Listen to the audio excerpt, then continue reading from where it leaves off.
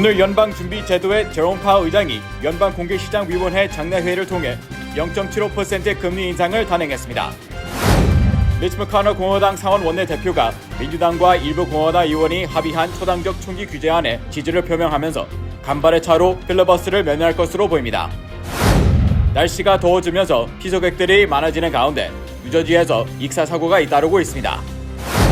원달러 환율이 최근 3거래일 동안 30원 폭등해 1,300원대에 육박했습니다.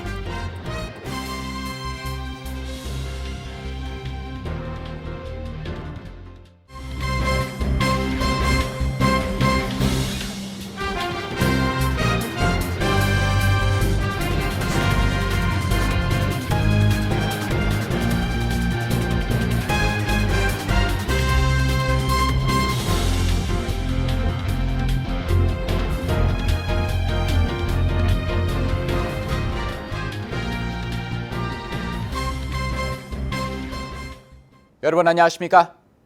KBTV 뉴스9 이창원입니다.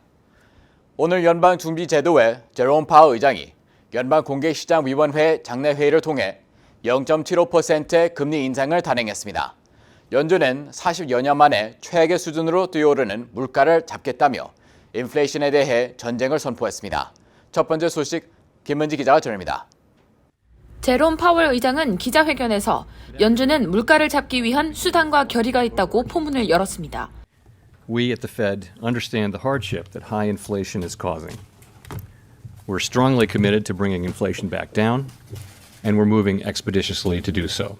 그러면서 연준이 28년 만에 0.75%포인트 금리 인상이라는 자이언트 스텝을 밟은 것도 이 같은 이유에서라고 설명했습니다. 파월 의장은 우크라이나 사태와 코로나19 사태 등으로 인한 연료와 식품 가격 상승 등은 통화 당국 입장에서 해결할 수 없는 요인이라는 점을 인정했습니다. 다만 공급을 늘릴 수 없다면 수요를 줄여 물가를 잡겠다는 구상을 밝혔습니다. 파월 의장은 연준의 금리 인상은 돈을 빌리거나 소비하는 비용을 늘려 수요를 진정시키는 것이 목적이라며 기준금리 인상이 수요를 줄일 수 있다고 보고 있습니다. 또 인상의 부작용으로 지적되는 경기 침체 등에 대해서도 일정 부분은 감내할 수밖에 없다는 입장을 밝히기도 했습니다. 물가를 낮추기 위한 통화 정책을 펴나가는 과정에서 일부 고통이 발생할 수 있다는 일종의 경고인 셈입니다. 특히 저소득층은 물가 상승에 따라 소비를 조절할 수 있는 능력이 다른 계층에 비해 뒤떨어지기 때문에 충격이 클 수 있다고 지적했습니다. 이어 파월 의장은 연준이 저지를 수 있는 가장 큰 실수는 물가 안정에 실패하는 것이라며 연준 정책의 우선순위는 물가 안정임을 강조했습니다. 한편 파월 의장은 현재 미국 경제는 고금리의 충격을 견뎌낼 정도로 튼튼하다며 미국 경제가 이미 침체기에 들어섰다는 일부 주장에 대해선 선을 그었습니다. KBTV 뉴스 김은지입니다. 미치 머커너 상원 공화당 원내대표가 총기 폭력을 줄이기 위한 초당적 합의안에 지지를 표명하면서 총기 규제 법안 통과 가능성이 커졌다고 언론들이 보도했습니다. 약 30년 만에 처음으로 연방의회 차원에서 주요 총기 규제 법안이 통과될 수 있을지 주목됩니다. 보도의 전자희 기자입니다. 매코널 원내대표는 총기 규제를 위한 초당적 합의안에 찬성한다고 밝혀 이를 지지하는 공화당 상원의원은 11명으로 늘었습니다. 민주당과 공화당은 상원에서 각각 50석을 차지하고 있는데 공화당 상원의원 11명이 지지를 표명하면서 법안은 최소 상원에서 61표를 확보한 셈입니다. 이는 필리버스터를 피하는 데 필요한 60표를 넘어선 것입니다. 매코넬 원내대표는 양당이 합의한 틀에 만족한다며 만약 법안이 그 틀을 유지한다면 이를 지지할 것이라고 밝혔습니다. 앞서 연방 상원에서는 민주당과 공화당 일부 의원들이 총기 규제 입법안에 합의했습니다. 최근 뉴욕주 버팔로, 텍사스주 유벨디 등에서 총기 난사 사건이 잇따라 발생하면서 총기 규제 입법 압력이 높아지자 공화당 일부 상원 의원들이 민주당과의 협상을 통해 절충안을 마련한 것입니다. 조 바이든 대통령과 민주당이 요구해온 강력한 총기 규제 방안들은 합의안에서 제외됐지만 민주당과 총기 규제 단체들은 미흡한 대책이나마 공화당의 공고한 반대의 벽을 돌파한 것이라고 평가하고 있습니다. 협상안에는 21세 미만 총기 구매 희망자의 미성년 범죄 기록을 검토할 수 있도록 신원 조회를 강화하는 내용이 담겼습니다. 버팔로와 유벨디 등 지난달 열흘 간격으로 벌어진 대형 총기 난사 사건의 용의자가 모두 18세를 갓 넘긴 나이였다는 사실이 반영됐습니다. 이른바 적기법을 확대하기 위한 방안도 포함됐습니다. 적기법은 총기를 소유했을 경우 자기 자신이나 타인에게 위험이 될 수 있다고 판단되는 이들에게 법원 판결 등을 통해 한시적으로 총기 소유를 제한하는 제도입니다. 다만 공화당 협상 대표인 존 코닌 상원의원은 민주당이 제안한 돌격 소총 구매 가능 연령을 21세로 올리고 18세에서 21세가 총기를 구입하려고 할 때 21일간의 유예 기간을 두는 방안을 거부했습니다. 민주당과 공화당 협상단은 의회가 효회에 돌입하는 7월 4일 이전에 법안을 통과시키는 것을 목표로 하고 있습니다. KBTV 뉴스 전상입니다. 여름철을 맞아 뉴저지주에서 물놀이를 즐기던 피서객들이 익사사고로 목숨을 잃는 사고가 잇따르고 있어 주의가 요구되고 있습니다. 전사의 기자입니다.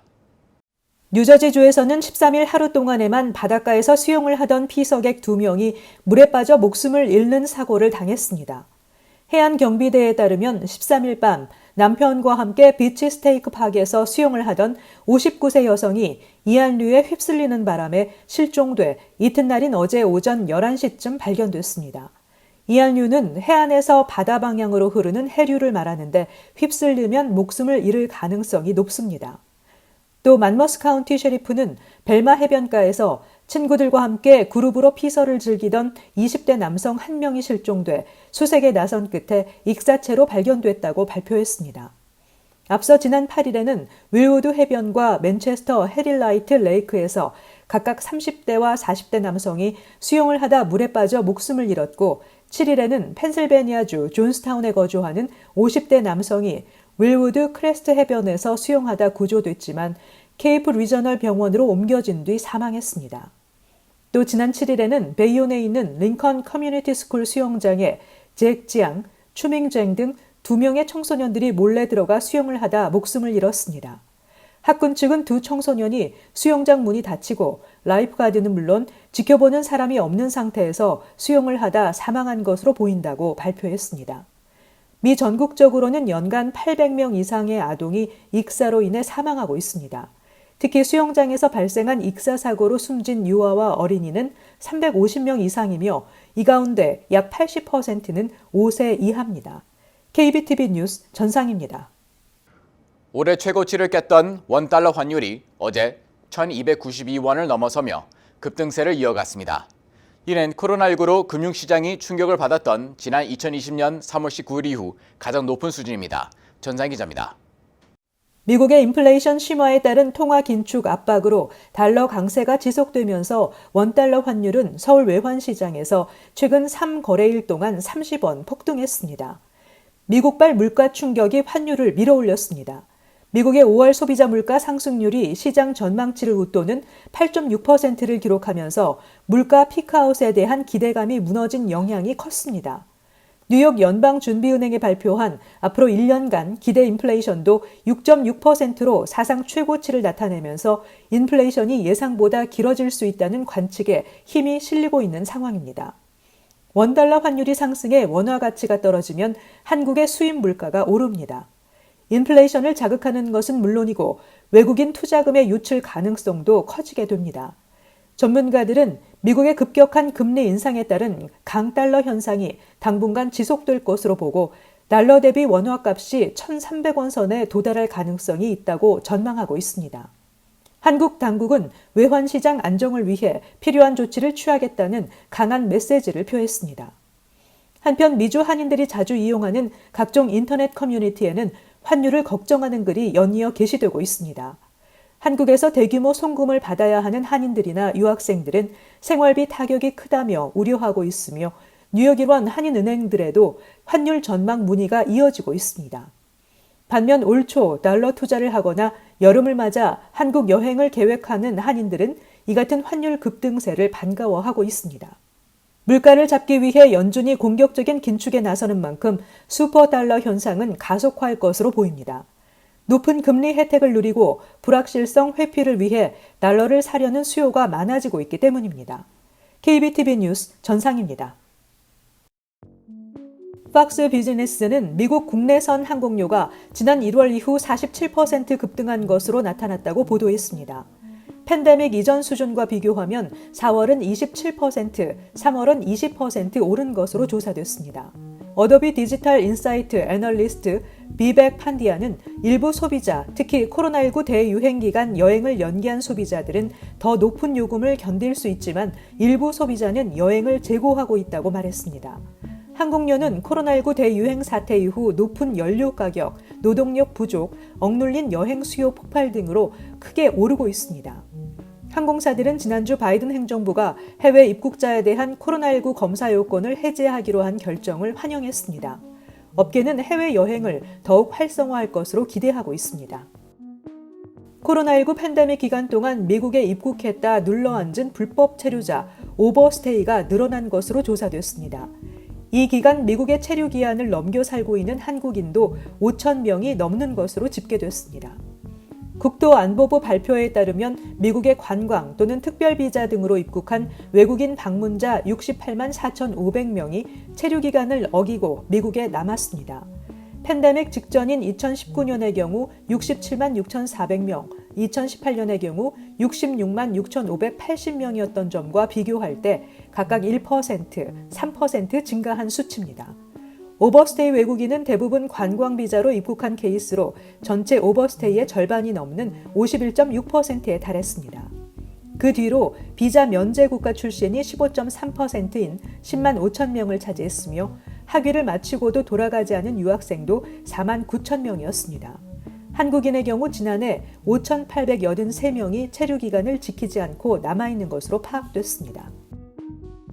연방식품의약청 자문기구가 6세에서 17세 어린이에게 모더나의 코로나19 백신 접종을 승인할 것을 권고했습니다.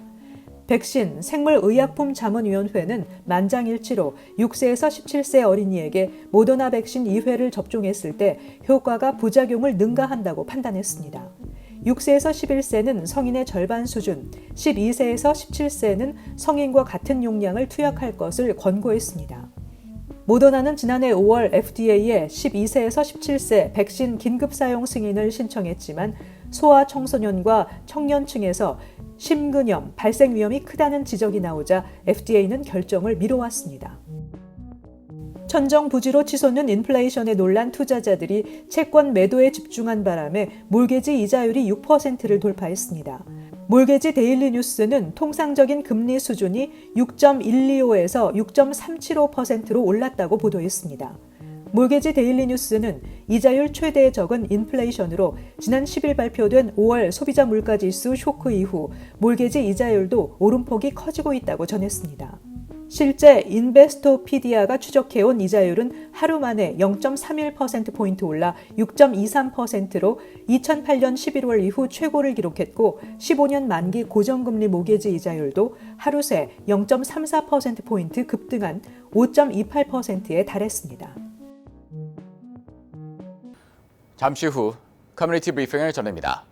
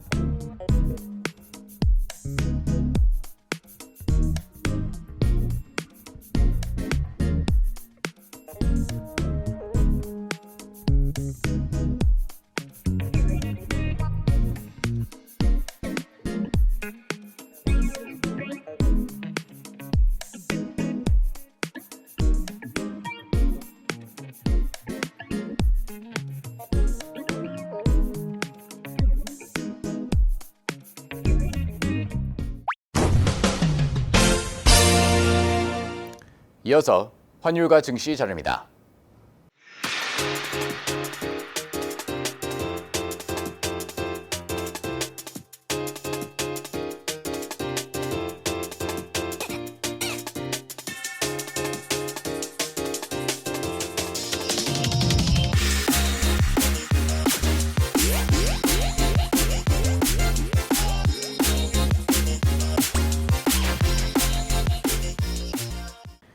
잠시 후 뉴욕과 뉴저지 날씨 전입니다.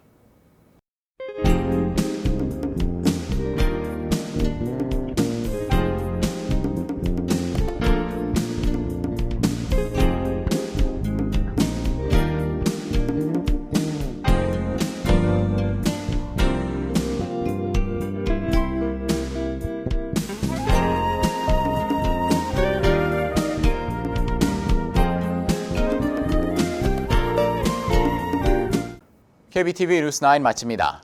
오늘도 시청해주셔서 감사합니다. 편안한 밤 보내시 바랍니다.